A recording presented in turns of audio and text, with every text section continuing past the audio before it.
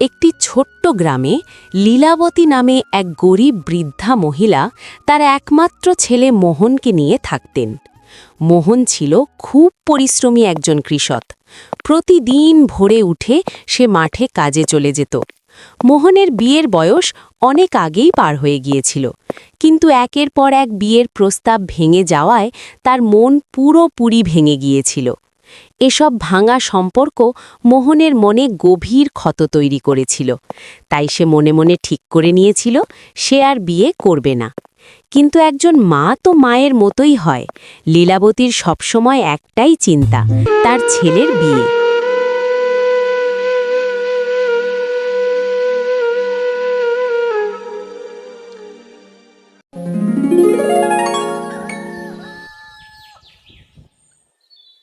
এক সকালে হালকা রোদ চারদিকে ছড়িয়ে পড়েছে। মোহন মাঠে যাওয়ার জন্য বেরোতে যাচ্ছিল। ঠিক তখনই লীলাবতী ডাক দিলেন। ওই মোহন, দাঁড়া তো একটু। খালি পেটে মাঠে যাবে কেন? সকাল থেকে সন্ধ্যা পর্যন্ত খাটিস, আগে একটু নাশতা করে নে। ঠিক আছে মা, তুমি এত আদর করে বলছো, না খেয়ে যাই কি করে? তোমার হাতের রান্না না খেলে কাজে মনই বসে না। মোহন নাশতা করতে বসতেই দরজায় খটখট শব্দ।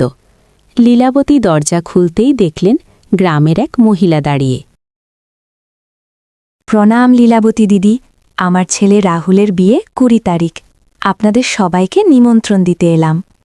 বাহ, খুব ভালো খবর। অবশ্যই আসব। উপর আল্লাহ তোমাদের সুখী করুন। কিন্তু সেই মহিলা মোহনের দিকে তাকিয়ে কটাক্ষ করে হাসল। দিদি, একটা কথা বলি, রাগ করবেন না যেন।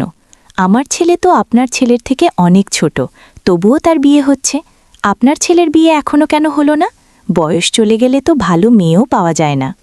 এই কথাগুলো যেন তীর হয়ে মা ছেলের বুকে বিঁধল।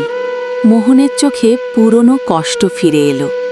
কিছু না বলে সে উঠে মাঠের দিকে রওনা দিল। রাস্তায় তার ছোটবেলার বন্ধুরা তাকে দেখে হাসতে লাগল।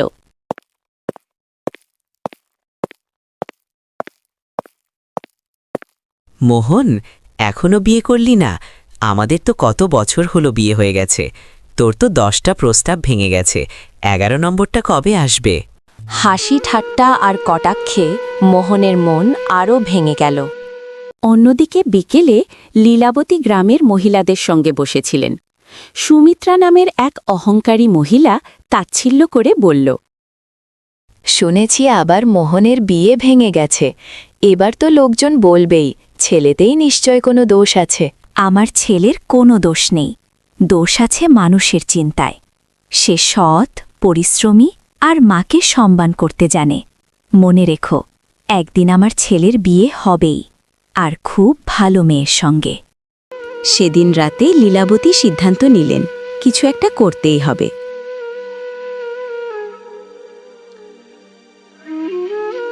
পরে প্রতিবেশী সীমার মাধ্যমে আবার এক প্রস্তাব আসে, কিন্তু সেই মেয়ের মা শর্ত দেয়, বিয়ের পর তোমার মা আলাদা থাকবে। এটা শুনে মোহন পরিষ্কার বলে দেয়, যে মেয়ে আমাকে আমার মায়ের থেকে আলাদা করতে চায় তাকে আমি বিয়ে করতে পারি না। আবারও অপমান, আবারও ভাঙ্গা মন। এরপর একদিন লীলাবতী ঘরে একা বসেছিল। ঠিক তখনই সেখানে এক শান্ত সাদামাটা মেয়ে আসে। তার নাম কাবেরী। সে একা, আশ্রয়হীন। লীলাবতীর মনে হয় এ যেন ওপর আল্লাহর পাঠানো মেয়ে। তিনি কাবেরীকে নিজের ছেলের জন্য প্রস্তাব দেন।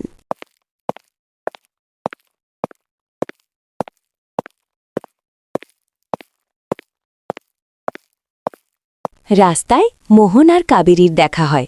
দুজনেই একে অপরের সরলতা আর সত্যতায় মুগ্ধ হয়। শেষমেশ দুজনেই রাজি হয়। কিছুদিনের মধ্যেই বিয়ে হয়। কাবেরী ঘরে আসতেই যেন ঘরে আলো ফিরে আসে।